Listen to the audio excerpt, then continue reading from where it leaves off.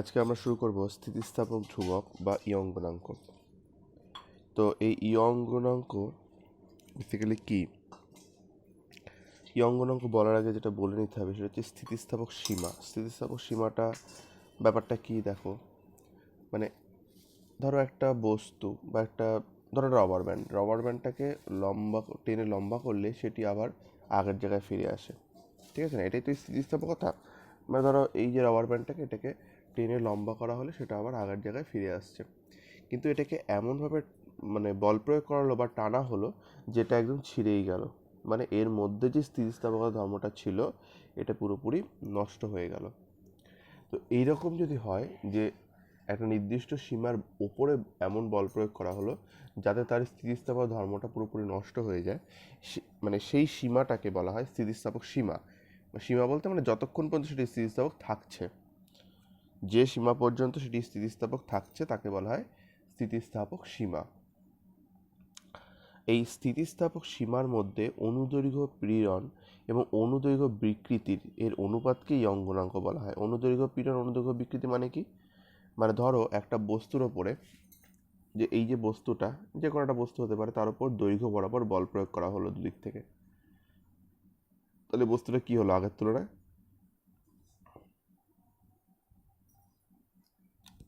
লম্বা হয়ে গেল।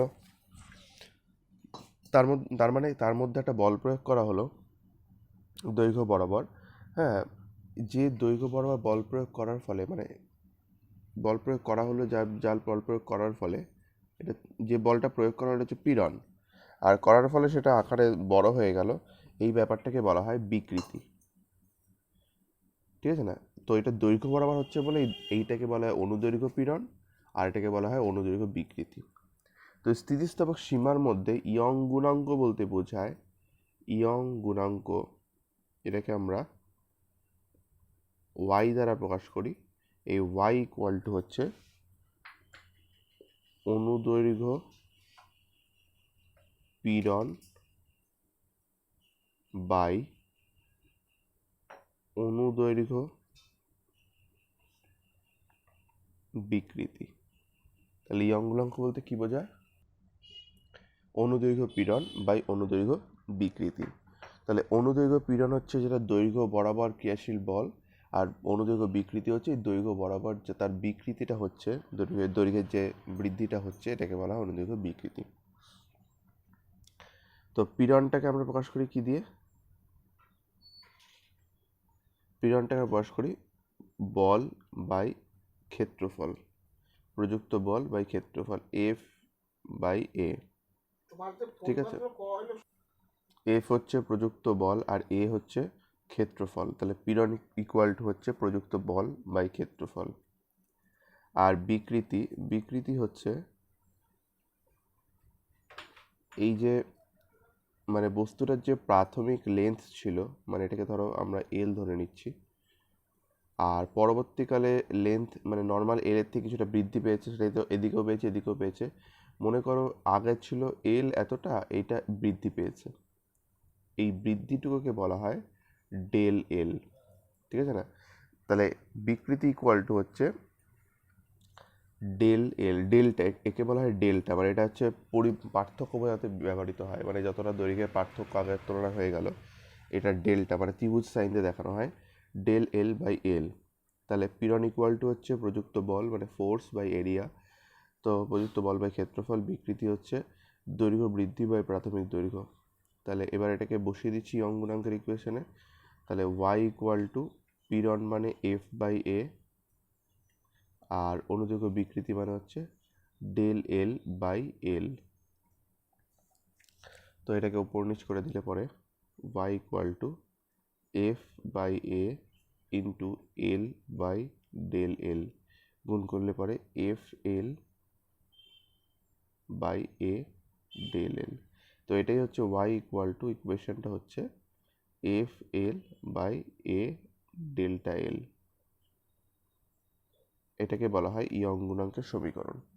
তো এই সমীকরণ দিয়ে অঙ্ক করতে হবে, সমীকরণের উপর অঙ্ক আছে, পরে আমরা আসছি। তো এই ইয়ং গুণাঙ্কের ইকুয়েশনটা কিন্তু খুব ইম্পর্টেন্ট। তাহলে কোয়েশ্চেন লেখো, ইয়ং গুণাঙ্ক কি? ইয়ং গুণাঙ্ক কি? একই সাথে ইয়ং গুণাঙ্কের সমীকরণ প্রতিষ্ঠা করো। ইয়ং গুণাঙ্কের সমীকরণ প্রতিষ্ঠা করো।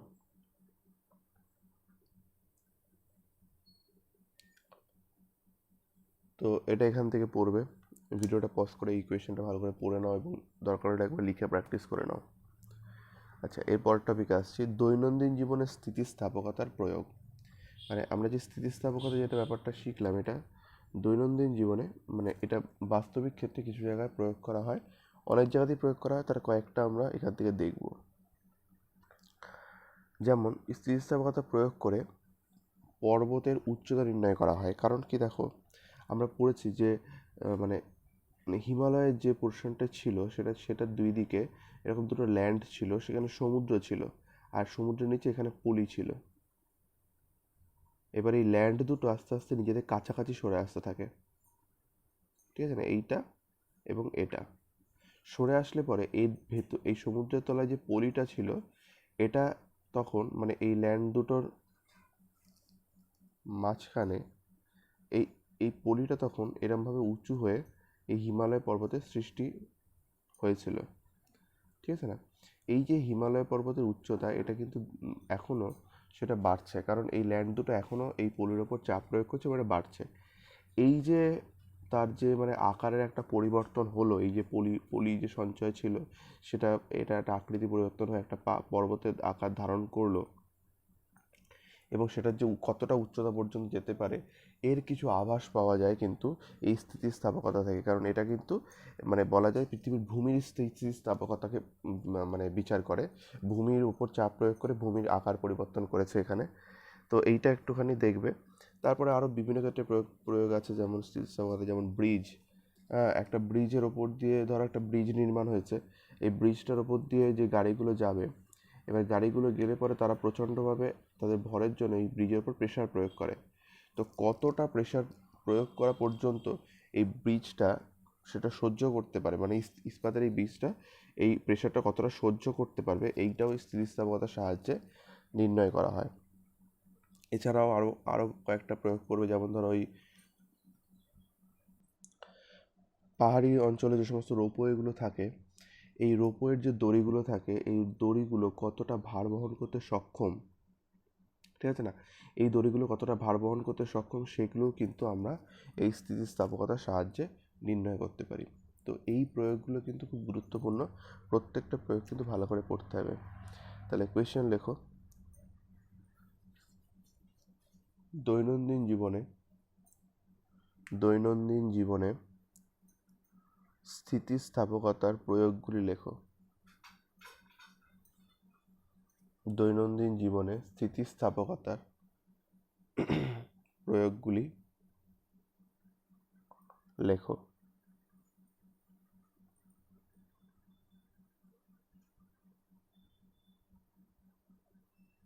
এরপরে চলে আসছি ভঙ্গুরতা। তো ভঙ্গুরতা, দেখো ভঙ্গুরতা আমরা কীভাবে বের করতে পারি। ভঙ্গুরতা কিছুই নয়, একটা বস্তুর ওপরে বল প্রয়োগ করলে, ধরো একটা কাচের প্লেট, এবার এই কাচের প্লেটটার ওপর যদি বল প্রয়োগ করা হয় তাহলে কাচের প্লেটটা কী হয়, মাঝখান থেকে ভেঙে যায়। এই ব্যাপারটাকেই বলা হয়, এই ভেঙে যাওয়া মানে চিড় ধরে যাওয়া বা ভেঙে যাওয়া, এই ব্যাপারটাকেই বলা হয় ভঙ্গুরতা। আর কি দেখতে পাই, আরেকটা পয়েন্ট পাই আমরা নমনীয়তা। নমনীয়তা মানে ধরো ধরো একটা লোহার রডটার উপরে বল প্রয়োগ করলে লোহার রডটা কিন্তু ভেঙে যায় না, লোহার রডটা কী হয়, বেঁকে যায়, ঠিক আছে না?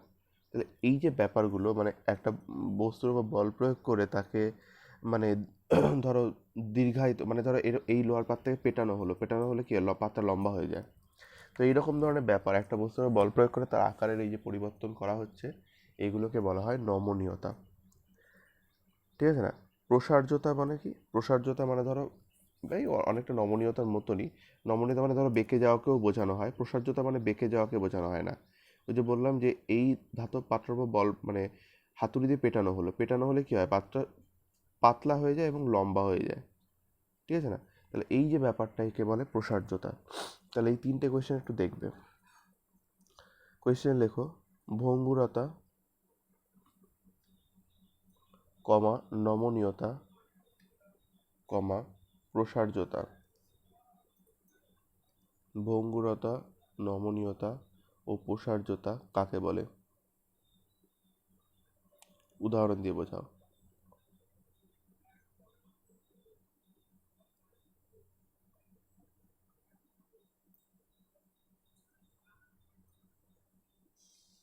এরপরে আমরা চলে আসবো ই অঙ্গরাঙ্কে কিছু অঙ্ক রয়েছে, এই অঙ্কগুলো আমরা পরে করব, টপিকটাকে ভালো করে পড়ে নেবে। এরপর আমরা চলে আসবো পরের পেজে, স্প্রিংয়ের বল ধ্রুবক। স্প্রিংয়ের বল ধ্রুবক কি? খুবই সোজা, দেখো এটা একটু ভালো করে বুঝলে এখানে তৈরি হয়ে যাবে। ধরো এই যে একটা স্প্রিং এখান থেকে ঝোলানো আছে, ঠিক আছে না?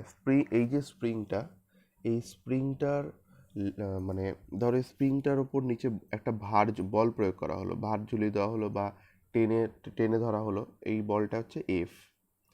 তাহলে স্প্রিংটার দৈর্ঘ্যটা কী হবে? ধরো আগের দৈর্ঘ্য ছিল এই পর্যন্ত, এবার দৈর্ঘ্যটা কী হবে? আরও লম্বা হয়ে যাবে। এই যতটা দৈর্ঘ্য বৃদ্ধি পেলে এটা হচ্ছে এক্স মনে করো, ঠিক আছে? এই দৈর্ঘ্য বৃদ্ধিটা হচ্ছে এক্স। বলা হচ্ছে এই এফ আর এক্স পরস্পর সমানুপাতিক, অর্থাৎ একটা স্প্রিংয়ের ওপর প্রযুক্ত বল, ঠিক আছে না, স্প্রিংয়ের দৈর্ঘ্য বৃদ্ধির সাথে সমানুপাতিক। এই স্প্রিংয়ের দৈর্ঘ্য বৃদ্ধি যতটা হবে সেটা নির্ভর করবে প্রযুক্ত বল কতটা। খুব স্বাভাবিক, যদি আমরা বেশি বল প্রয়োগ করি তাহলে স্প্রিংটা আরও বেশি দৈর্ঘ্যে লম্বা হয়ে যাবে। অর্থাৎ প্রযুক্ত বলের ওপর নির্ভর করছে কতটা মানে এখানে তোমার ওই বল প্রয়োগ করতে হচ্ছে। তাহলে এফ প্রপোর্শনাল টু এক্স, তাহলে এফ ইকুয়াল টু কী হবে? এফ ইকুয়াল টু হবে কে এক্স। কে মানে কি? কে মানে বল ধ্রুবক। এই এই কেটাকেই বলা হয় স্প্রিংয়ের বল ধ্রুবক, যেটা ধ্রুবক এখানে এলো সেটাকেই বলা হয় বল ধ্রুবক। তাহলে এই বল ধ্রুবকটা পড়বে, এখান থেকে একটা সংজ্ঞা দেওয়া যায়। মানে ধরো কে ইকুয়াল টু কী হয়? K equal to F by X. তার মানে এক্স ইকুয়াল টু, যদি এক্স ইকুয়াল টু 1 হয় তবে কী হবে? তবে হয়ে যাবে কে ইকুয়াল টু এফ। অর্থাৎ একক দৈর্ঘ্য বৃদ্ধির জন্য স্প্রিংয়ের যে বল প্রযুক্ত হয় তাকেই বলা হয় স্প্রিংয়ের বল ধ্রুবক। আবার বলছি, একক দৈর্ঘ্য বৃদ্ধির জন্য স্প্রিংয়ে যে বল প্রযুক্ত হয় তাকেই বলা হয় স্প্রিংয়ের বল ধ্রুবক। তো এটা একটু ইম্পর্টেন্ট, এটা দিয়েও অঙ্ক আমাদের করতে হবে, আমরা আসবো পরে অঙ্কে। তো কোয়েশ্চেন লেখো, স্প্রিংয়ের বল ধ্রুবক কি? এর গাণিতিক সমীকরণ দেখাও। স্প্রিংয়ের বল ধ্রুবক কি? এর গাণিতিক সমীকরণ দেখাও।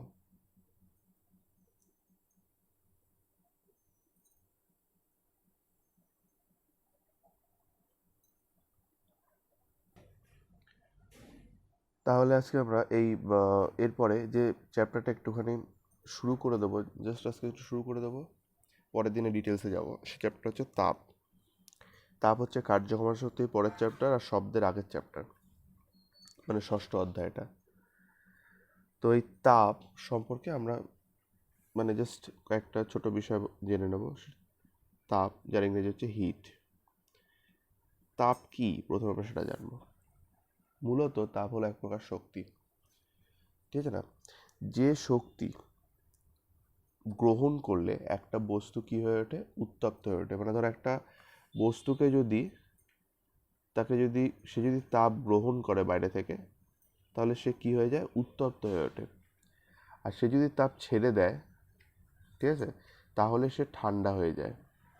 তাহলে তাপ হলো এক প্রকার শক্তি, যেটা গ্রহণ করলে একটা বস্তু উত্তপ্ত হয়ে ওঠে এবং বর্জন করলে একটা বস্তু ঠান্ডা হয়ে যায়। তাহলে ফার্স্ট আমাদের যেটা লিখতে হবে, তাপের সংজ্ঞাটা লিখতে হবে। তাহলে কোয়েশ্চেন লেখো, তাপ কাকে বলে?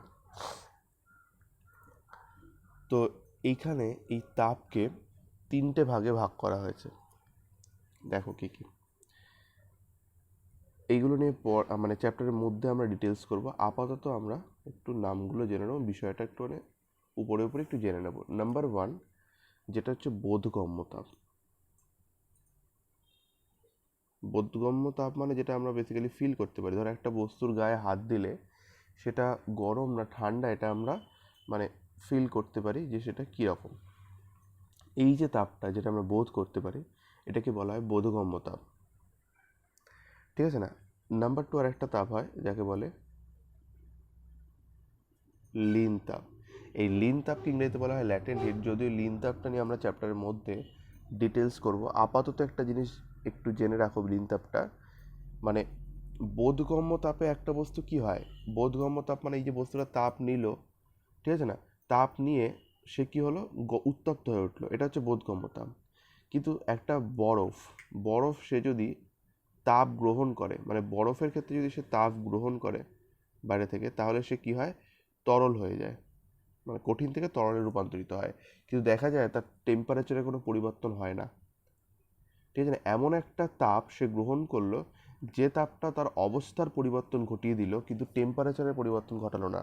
মানে বরফটাও দেখবে 0 ডিগ্রি সেন্টিগ্রেড রয়েছে, এই জলটাও 0 ডিগ্রি সেন্টিগ্রেড রয়েছে, কিন্তু অবস্থার পরিবর্তন হয়ে গেছে। তাহলে লিন তাপ হচ্ছে এমন একটা তাপ যে তাপটা বস্তুর উষ্ণতার কোনো পরিবর্তন মানে এফেক্টিভ কোনো পরিবর্তন ঘটায় না, ঠিক আছে না, কিন্তু বস্তুর অবস্থার পরিবর্তন ঘটাতে পারে।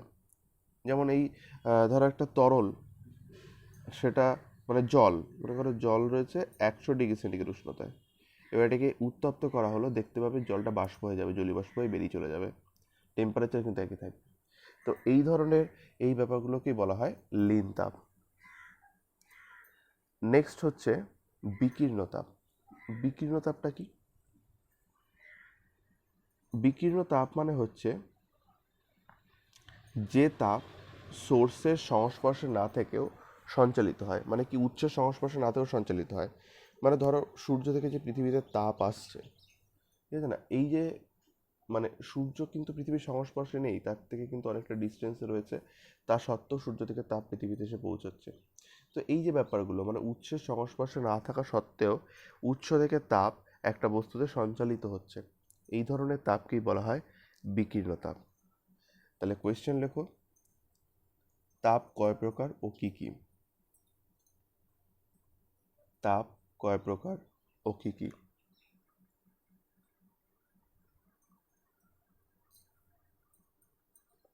একই সাথে প্রত্যেক প্রকারের সংজ্ঞা দাও।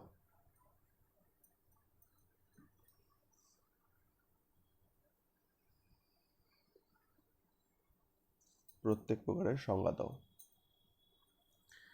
আচ্ছা, এরপরে দেখবে যে তাপ, তাপ নিয়ে পদার্থবিজ্ঞানের যে শাখায় তাপ নিয়ে পর্যালোচনা করা হয় তাকে বলে ক্যালোরিমিতি, আর যে পাত্রের সাহায্যে তাপের পরিমাপ করা হয় তাকে বলে ক্যালোরিমিটার। এই দুটো একটু দেখে নেবে। তাহলে কোয়েশ্চেন লেখো, ক্যালোরিমিতি কাকে বলে? ক্যালোরিমিতি কাকে বলে? ক্যালোরিমিতি কাকে বলে? একই সাথে ক্যালোরিমিটার কি? একই সাথে ক্যালোরিমিটার কি?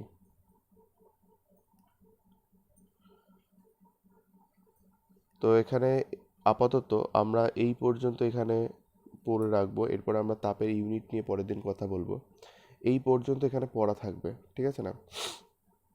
তো আজকে একটুখানি কার্যক্ষমতা শক্তির 2-3টে অঙ্ক একটু প্র্যাকটিস করে নাও, কারণ এগুলো একটু মাঝে মাঝে প্র্যাকটিস না করলে মনে থাকবে না।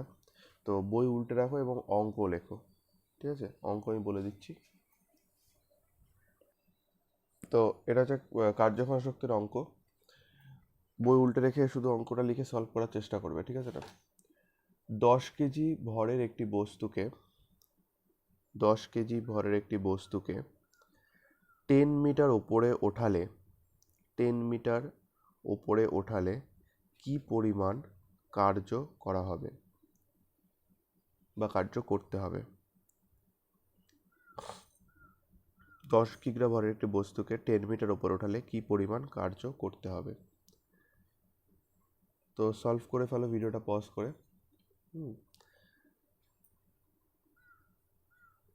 তো এটা সলভ কীরকম হবে দেখো, যেগুলো দেওয়া আছে সেগুলোকে আমরা লিখে ফেলবো আগে। ভর দেওয়া আছে যেটা কিনা এম, এটা কত না 10 KG.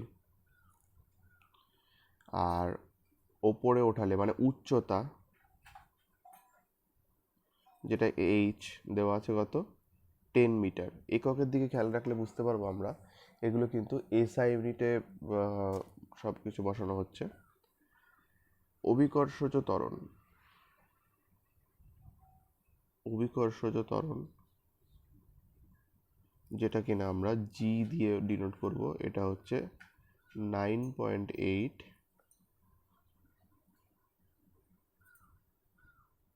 Metre per second square. তাহলে এবার এটাকে কিভাবে সলভ করবে, চাওয়া হচ্ছে কার্যটা ডাব্লু। তো ডাব্লু ইকুয়াল টু আমরা জানতাম এফ ইন্টু এস। তো এটাকে আমি একটুখানি মডিফাই করতে তোমাদের শিখিয়ে দিয়েছিলাম এই ফর্মুলাটাকে, সেটা আরেকবার বলে দিচ্ছি যে এফ হচ্ছে মানে এফ মানে বল, এটা ইকুয়াল টু হচ্ছে ভর ইন্টু ত্বরণ। তাহলে ভর ইন্টু ত্বরণ, ভর মানে এখানে এম, আর ত্বরণ মানে এখানে হচ্ছে অভিকর্ষজ ত্বরণ জি, আর এস হচ্ছে সরণ। সরণ মানে এখানে হচ্ছে উচ্চতা, কারণ উপরের দিকে উঠে সরণ হয়েছে বস্তুটার, তাহলে উচ্চতা উঠেছে, তাহলে ফর্মুলাটা চেঞ্জ করে নিলে হয়ে যায় এম জি এইচ। তাহলে বসিয়ে দাও এম জি এইচ, এম হচ্ছে 10, জি হচ্ছে 9.8, এইচ হচ্ছে 10, পয়েন্ট উঠবে 10, 0 কাটলো 980। এটা যদি এসআইতে আমরা করেছি তাই এটা একক আসছে জুল, ঠিক আছে না? তো এই হচ্ছে কার্যঘটতে একটা অঙ্ক। নেক্সট আরেকটা কোয়েশ্চেন লেখো। তাহলে এখানে একটা কোয়েশ্চেন আমি লিখে দিয়েছি, সেটা হচ্ছে 70 কেজি ভরের এক ব্যক্তি 10 মিনিটে 80 মিটার উপরে উঠতে পারে, ব্যক্তিটির ক্ষমতা কত? এই ভিডিওটা পজ করে অঙ্কটা সলভ করে নাও। সলভ করে যে অ্যান্সার আসবে তারপরে আমি যেটা করছি তার সাথে মেলাও। তো এটার সলভ কীরকম হবে দেখো, কী কী দেওয়া আছে সেগুলো আমরা লিখে নেব। এখানেও ভর দেওয়া আছে, ব্যক্তিটির ভর ধরো সেটা এম ধরছি আমরা, এটা হচ্ছে 70 কেজি। সময় দেওয়া আছে টি, এটাকে আমরা সবসময় সেকেন্ডে কনভার্ট করে নেব, 10 × 60 অর্থাৎ 600 সেকেন্ড। উচ্চতা যেটা কিনা এইচ, সেটা হচ্ছে 80 মিটার, ঠিক আছে। অভিকর্ষজ ত্বরণটা আমাদের কাজে লাগবে, তো অভিকর্ষজ ত্বরণ আমরা জিকে ধরে নেব 9.8, কারণ কি এটা সবগুলোই এসআইতে রয়েছে, চাইছে ক্ষমতা। ধরো পিকে আমরা কোয়েশ্চেন মার্ক দিয়ে দিলাম। তাহলে ফর্মুলা কি, ক্ষমতা ইকুয়াল টু কৃতকার্য বাই সময়, P equal to W by T. এবার P equal to W by T, W equal to কি আবার, ডাব্লু ইকুয়াল টু আমরা আগের অঙ্কে দেখলাম M G H by T. তাহলে এম কত, এম হচ্ছে 70, জি 9.8, এইচ হচ্ছে 80, আর টি হচ্ছে 600। তো তোমাদের কাজ হবে এটাকে সলভ করে নেওয়া। এটাকে সলভ করে নিয়ে যে উত্তরটা আসবে সেটাই তার এককই হবে জুল পার সেকেন্ড, অথবা ওয়াটও লিখতে পারো, ঠিক আছে। তো এটা সলভ করে কত উত্তর আসে আমাকে বলবে। এই অঙ্ক দুটো আমি আপাতত দেখিয়ে দিলাম, তোমাদের কাজ হবে আগামী দিন এই যে ইয়ং গুণাঙ্কের এই পার্টটা মানে তো দেখবেই, সাথে তাপের প্রথম পার্টটা দেখে আসবে, এবং সাথে এই যে কার্যক্ষমতা শক্তির যে ম্যাথ সেকশনটা রয়েছে পুরো চ্যাপ্টারের মধ্যে থেকে যে ম্যাথ করিয়েছি, কার্য হোক, ক্ষমতা হোক, শক্তি হোক, প্রত্যেকটা পার্টের অঙ্কগুলো কিন্তু পরের দিন প্র্যাকটিস করে রাখবে। এখান থেকে কিন্তু আমি অঙ্ক করতে দেবো, ঠিক আছে। এটা কার্যের করালাম, ক্ষমতার করালাম, আর শক্তির অঙ্কটা আমি করাইনি। শক্তিরটা সিজিএস মানে স্থিতিশক্তির ক্ষেত্রে ওটা হয় এমজিএইচ, আর ওই গতিশক্তির ক্ষেত্রে তো ওই ফর্মুলা হয় হাফ অফ এমভি স্কোয়ার। তো এই ফর্মুলা প্রয়োগ করে দুটো অঙ্ক ওখান থেকে করে রাখবে, যদি কিছু প্রবলেম হয় তো আমাকে বলবে, ঠিক আছে। সহায়িকা বই ইউজ করে এই অঙ্কগুলো সলভ করবে। ঠিক আছে, তো আজকে এই পর্যন্ত থাকলো, যদি কারো কিছু প্রবলেম থাকে ফোন করে নিও।